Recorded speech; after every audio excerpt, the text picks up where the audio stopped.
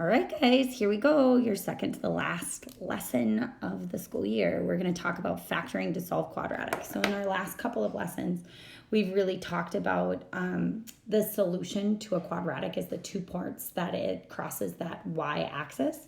So now what we're going to do is we're going to use something called the zero property to factor out and find those two ideas.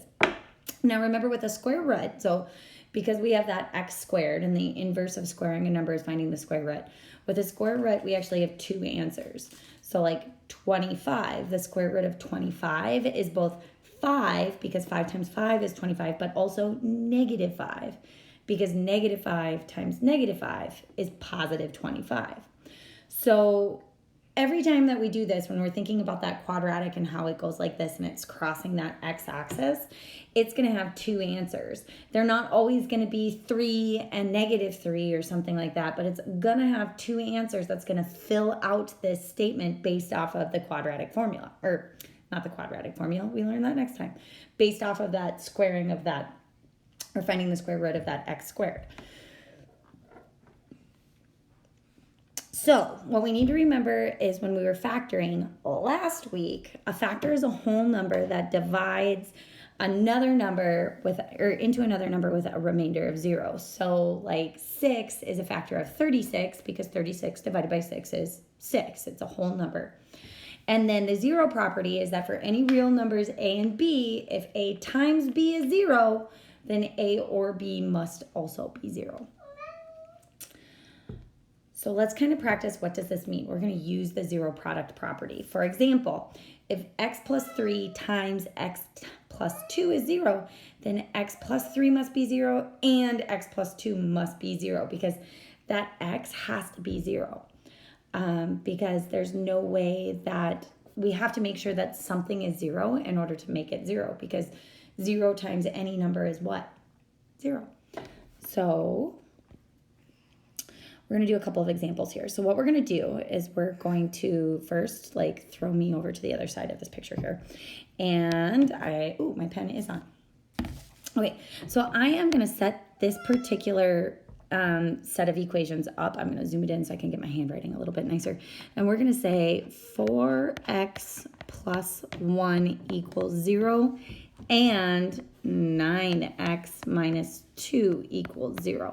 So we need to find the number that something times 4 plus 1 equals 0 and something times 9 minus 2 equals 0. So we're going to solve for x. I'm going to do that by drawing my line, subtracting 1. I get 4x equals negative 1. Divide by 4. Divide by 4. I get x equals negative 1/4. Cool. That's one answer. I don't know what happened to me. Where'd I go? Oh, I'm way up here. Let's move me back down. Okay, so what that means is one of those parts where that parabola is crossing that x-axis is at negative 1/4. Now we're going to do our other one. So I'm going to make my line. I'm going to add 2 this time. I get 9x equals 2. Divide by 9, divide by 9, x equals 2/9. That's my other answer. So now all we have to do, our final answer to this, is we just put these in parentheses, or not parentheses, brackets. Braces. These are braces. They look like faces. And we put them in numerical order. Just like that. Let's do another one. I'm trying to see. Yeah, so let's do another. We're going to do 2 more super fast, and then you're going to do 2. I don't know why I gave us so many examples, because this is pretty easy. All right, so rewrite it. We have x. Let's zoom. Oops, I just wrote on my face. Okay, let's zoom in. Okay, x plus 1 equals 0. X minus 5 equals 0. Draw your line, -1, -1. Draw your line, plus 5, plus 5. You get x equals -1 and x equals 5. Final step, put them in braces, numerical order. There you go. That's it. Let's do one more. Let's move me. Can't ever forget me, you guys. I'm hard to forget. Actually, I'm pretty easy because I do it all the time. But here we go. Okay, rewrite them. 2x plus 3 equals 0. X minus 4 equals 0. Draw your line. -3, -3. So I get 2x equals -3. Divide by 2, divide by 2. X equals -3/2. Just leave it a fraction. That's perfect. On this side, plus 4, x equals 4. That's your other answer. So final step, -3/2, 4. Done. Now what I'd like for you to do is I'd like for you to give these 3 a shot. Go ahead, do your work, come back, check your answers. Pause it now. And we're back. So I have my first answer, I got -2/3 and 2, and then I got -5 and 8, and then I got -7/2 and 8. So if you didn't get those answers, pause it, check your work, check my work. If you did, let's go ahead and move on. So what we're going to do now is we need to factor. So that means that we're going to be given an equation in a quadratic formula, and we have to factor it down into the two binomials. And then we're going to use the zero property to solve and find our two answers. Now, the examples that we did before, those were already factored for us. So sometimes you're given quadratic formulas, or quadratic equations, and then you have to factor them first in order to solve. So why is this important to know? Well, sometimes it's not quickly, or sometimes it takes too long to graph. And then the other time is that even just doing the algebra piece of it that I showed you last week takes too long. So why would you want to do this? Well, this is the time that you're going to want to do it when you've got that bx. The other way that we did it last week, we only had ax squared plus c. We didn't have that bx. So now we're going to have that bx and we have to solve. So I've got our trusty X puzzles, and we are going to find those, or we're going to factor. And this one, I've got a couple of typos on here, and I'm sorry about that. Let's see. Let's change this to white. And my first typo is not that. My first typo is this should say X squared.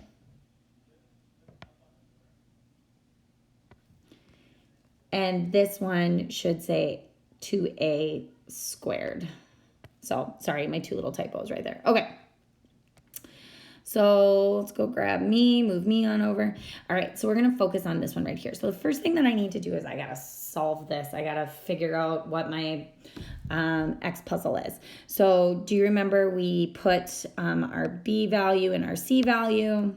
So, we put an 8 here and a 15 here, and I need to ask myself, okay, well, what numbers can I multiply but add? So, and I have, I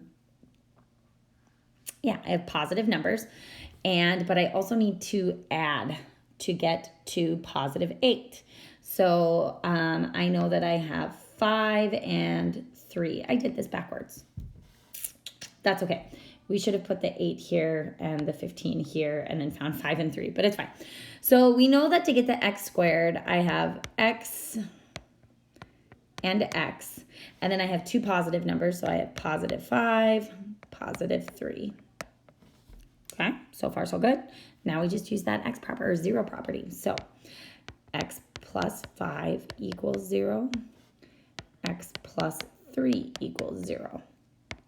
Make your line, x equals -5, and make your line, x equals -3. So then you just write your final answers of -5, -3. Done. Let's go ahead and do another one. I'll do the puzzle right this time. Don't forget to bring my face. I have zero idea where I went, so I just started over. Okay, so now with this one, we have this 2 here. So there's the A value is bigger than 1, so we need to factor however we need to. I like to slide and divide, so we're going to do that. So I am going to slide this over here. Excuse me. So I get A squared plus 15A equals 18 times 2 is 36. This should be a plus sign. Sorry, I don't know what happened there. And then now I'm going to factor this out. So I have to figure out a number that 36 and 15. So they add up to 15 and, add up to 15 and multiply to 36. So ways that I can make 36 are 12 and 3. And so those are going to be our numbers, because when I multiply 12 times 3, I get 36. And when I add them, I get 15. So now we have, remember, we kind of ignore the fact that we moved this 2 for a second. We have A plus 12. And then we have A plus 3. And then we're going to divide everything by this 2. So we're going to divide by 2, divide by 2. So 12 divided by 2 is 6. So we end up with A plus 6. And then over here, because this doesn't simplify, I swoop it up here. So I get 2A plus 3. Okay, now all I do is I use that 0 property and I solve. So we get A plus 6 equals 0. 2A plus 3 equals 0. Draw your lines. minus 6. I get A equals -6. And then here I get -3, 2A equals -3, divide by 2, divide by 2. Okay, so now our final answer then is -6, -3 halves. Okay, that was a terrible brace. Sorry about that. All right, so you're gonna go ahead and do that one, or we should have all gotten the same answer. And I'd like for you to try your next ones. So these ones are going to be yours. Go ahead and pause it, come back, check your work. Oh, real quick, we have a typo. None of my squares made their way up. That's a squared, and this is a squared. Okay, come back and check your work. All right, guys, so I got a final answer of -2, +7, and then -5/3 and +2. If you didn't get those answers, make sure that you pause it, look at my work, see what I did. If you did, let's move on. So now the only other thing that we might have to do is if we do have to factor ax squared plus bx plus c, what happens if it's not in standard form or there's a GCF or something like that. So we're just going to kind of go through some of those special circumstances. So as you can see, this first one, first of all, there is yet again another typo. There we go. Okay, so that squared is supposed to be up there. What's happening here is I have an ax squared plus c equals our bx. Well, we got to get that bx onto the other side of the equation so that we can factor and then use that 0 property to find our answers. So all I'm going to do is I am going to just move this over here by manipulating it by subtracting an 11x and subtracting 11x. What's going to end up happening is we have a 3x squared minus 11x plus 10 equals 0. And that's perfect because that's going to prove to us why we can use this idea of the 0 product factors. So now what I have to do is I have to go in and factor out this quadratic here. And I am going to do so by sliding. So I have x squared minus 11x plus 30. And then I need to come over here, put a 30, put a negative 11, and then ask myself, okay, how are some ways that I can make 30 using multiplication? Well, I can do 15 and 2. I can do 10 and 3. I can do a couple of different ones. Let's see what else. My brain has stopped functioning. I can do 5 and 6. Ooh, 5 and 6, because I know when I add 5 and 6, I also get 11, but I have to make it be a sum of a negative number, but a product of a positive number. Two negative numbers make a positive, so we end up with negative 5 and negative 6, because a negative times a negative is a positive, but the sum of two negatives is negative. So let's go in and factor this. So we end up with x minus 5, x minus 6, and then we're going to divide by that original 3. So we get 3x minus 5, and negative 6 divided by 3 is negative 2, so we get x minus 2. Now we're going to use that zero product property, and let's get a different color. So we have 3x minus 5 equals 0, and x minus 2 equals 0. Go ahead and just solve them. So plus 5, divide by 3, divide by 3. We get x equals 5/3. Here we get plus 2, x equals 2. So your final answer is 5/3 and 2. Easy enough, right? Let's try another one. Oop, let's bring me along for the ride though. Okay. Now with this one, we have the same idea. So we have to get this 20 right here, we have to move it over onto this side. So on our last problem, we had the bx was on the other side. On this time, we just have our c on the other side. So I'm going to subtract it from both sides. I get 8x squared minus 36x minus 20 equals 0. Now I need to factor this out. So I'm going to slide. I get x squared minus 36x minus 8 times 20 is 160 equals 0. Let's go factor it with our factor puzzle. What equals 160 when multiplied, but negative 36 when added? So we have to come up with a number that is, or two factors of 160 that their sum is negative 36. So let's think of some ways that I can make 160. Well, we already know 8 and 20, but 8 times 20 does, or 8 plus 20 does not make 36. Sorry about that, was interrupted. So we need to come up with a number that when multiplied together makes that 160, but negative, but when added together, its sum is negative 36. We just tried 8 and 20. We knew that that didn't work. So let's kind of scoot it a little bit up. So what about 4 and negative 40? Because I know that 4 and 4 make 16, so that should work. Because if I have a positive 4 and a negative 40, when I add them, their sum is still in the negative because negative 40 has a bigger absolute value. So it's net negative 36. So now let's go ahead and factor it out.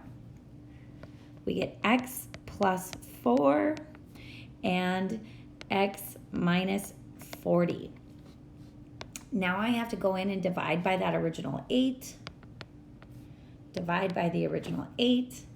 So I get x plus 1/2, but that's going to end up coming up here. So I end up with 2x plus 1. And then negative 40 divided by 8 is negative 5. So we end up with x minus 5. Now we have to use that zero property of multiplication.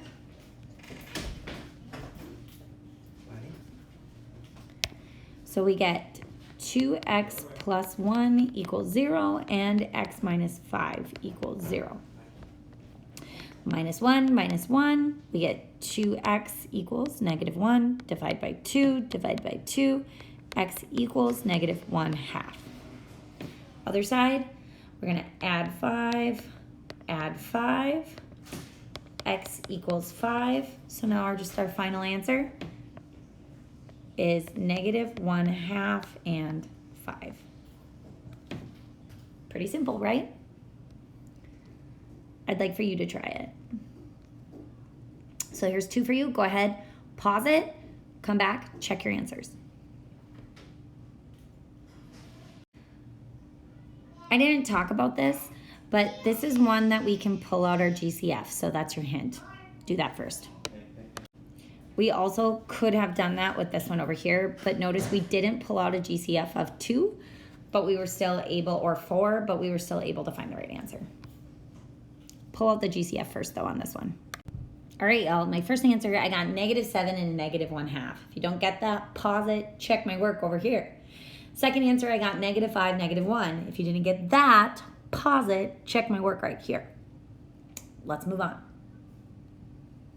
Big concept today is you can solve the quadratic equations by graphing or even factoring. My answers are the 2 x values that the quadratic line crosses the x-axis.